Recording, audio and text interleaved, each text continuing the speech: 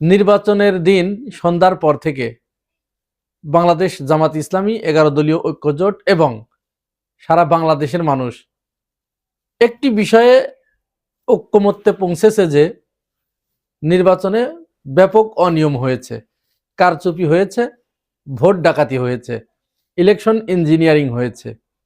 জামাত ইসলাম এই দাবিটি খুব বেশি উচ্চকিত করতে পারে নাই কারণ তাদের হাতে কোনো মিডিয়া ছিল না।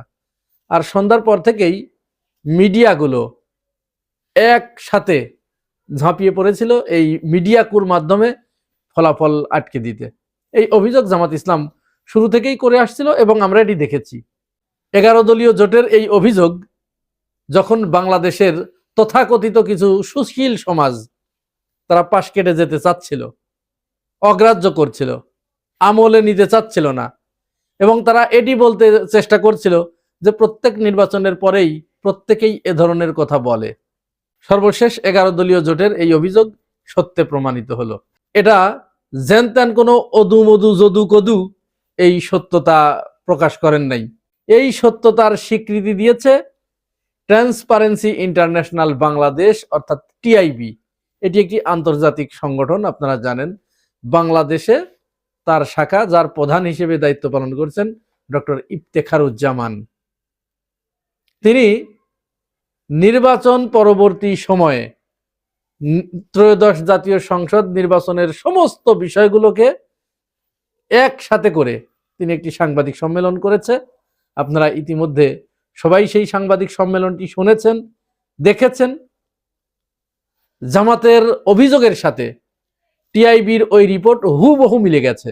বরং কোনো কোনো ক্ষেত্রে জামাত যতটুকু অভিযোগ উত্থাপন করতে পারে নাই, এনসিপি যতটুকু অভিযোগ উত্থাপন করতে পারে নাই, 11 দল যতটুকু অভিযোগ উত্থাপন করতে পারে নাই, তার থেকেও ভয়ঙ্কর কিছু তথ্য উঠে এসেছে টিআইবির রিপোর্টে। আর টিআইবির এই রিপোর্ট যখন উঠে এসেছে, এই রিপোর্ট প্রকাশ হবার সাথে সাথে ইসি এবং বিএনপি উভয়েই একটি বিপাকের ভিতরে পড়ে গেছে, তাদের কপালে একটা ভাঁজ পড়ে গেছে। ইলেকশন কমিশন তো রীতিমতো তার থরথরি কম্প শুরু হয়ে গেছে যে এইরকম হম্বিতম্বি করলাম, আমরা পৃথিবীর শ্রেষ্ঠ একটা নির্বাচন উপহার দিতে চাইলাম, সেই নির্বাচনে এই অবস্থা। 11 দলীয় জোটের পক্ষ থেকে বারবার বলে আসা হচ্ছিল, বারবার দাবি করা হচ্ছিল যে এটা অবাধ, সুষ্ঠু, নিরপেক্ষ নির্বাচন অনুষ্ঠানের সক্ষমতা এই বর্তমান ইসিরও নাই, অন্তর্বর্তীকালীন সরকারেরও নাই।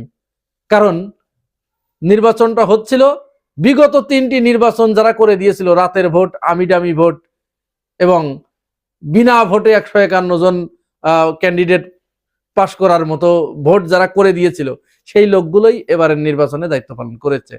তাহলে তাদের কাছ থেকে কোন ধরনের নির্বাচন আশা করা যায়? বারবার তাদের বিরুদ্ধে অভিযোগ দেবার পরেও ইলেকশন কমিশন, অন্তর্বর্তীকালীন সরকার কেউ এটিতে কর্ণপাত করেনি। ফলে বিএনপির সাথে তাদের এক ধরনের একটা নেগোসিয়েশন হয়, সেই নেগোসিয়েশনের ভিত্তিতেই এই নির্বাচনটি করা হয়। টিআইবির রিপোর্টে কি উঠে এসেছে, তারা কি বলেছে, সেই বিষয়টি আমি আপনাদের কাছে একটা করে বলবো। তার আগে আরেকটু কথা, যেটা এখানে সম্পূরক কথা বলে নেওয়া ভালো। এই নির্বাচনটা সেনাবাহিনী যথেষ্ট চেষ্টা করেছে। সারাদিন মাঠের যে ইলেকশনটা, ভোট গ্রহণের যে প্রক্রিয়াটা, এইখানে সেনাবাহিনী চেষ্টা করেছে নিরপেক্ষ থাকার এবং তারা ঝঞ্ঝাট মুক্ত, গোলযোগ মুক্ত একটি নির্বাচন উপহার দেবার চেষ্টা করেছে। কিন্তু তারা কিছুটা সফল হলেও একেবারে অজপাড়া গায়ে যেখানে যেখানে কিছু কিছু জায়গায় তারা সেখানে যায় নাই।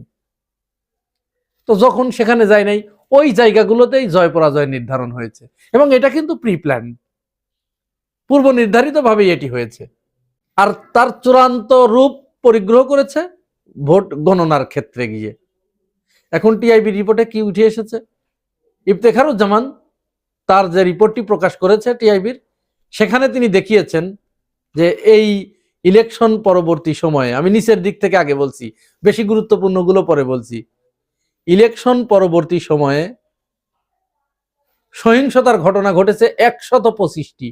অর্থাৎ নির্বাচন যে 12 তারিখে হয়েছে, এই 12 তারিখ সন্ধ্যার পর থেকে 16 তারিখ পর্যন্ত মারামারি, অগ্নিসংযোগ, প্রতিপক্ষের বাড়িতে হামলা, মারধর, হত্যা, অগ্নিসংযোগ, এই ধরনের ঘটনা ঘটেছে 125টি। আর এটি কারা ঘটিয়েছে আপনারা সবাই জানেন, টিআইবিউ সেটা তুলে ধরেছে, পুরাটাই বিএনপি ঘটিয়েছে, অন্য কেউ এখানে তো দায়ী নয়। এর জন্য অবশ্য জনাব তারেক রহমান তিনি ভালো একটি উদ্যোগও নিয়েছেন, কয়েকজনকে বহিষ্কার করেছেন, কয়েকজনকে আইনের হাতে সোপর্দ করেছে। আজকেও কোনো একটা জায়গায় একটা পুরা ইউনিয়নের কমিটি ধরে বাতিল করা হয়েছে, তাদের কার্যক্রম স্থগিত করা